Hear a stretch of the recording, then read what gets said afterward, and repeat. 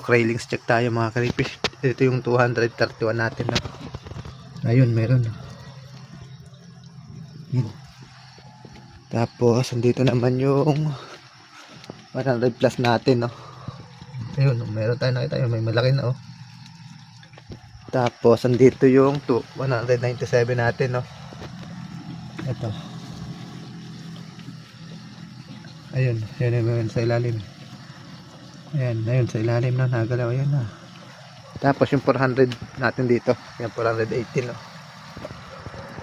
Ayan, 1,000 mahigit tong railings natin, no. Ayan, ayun siya, oh. Pero ito, alanganin talaga ako dito sa 200 natin, 219 ay 261. Wala akong makitang railings. Kailangan na yata mag-check dito, baka may nakapasok na predator, no. O sige, sa susunod ulit mga crayfish.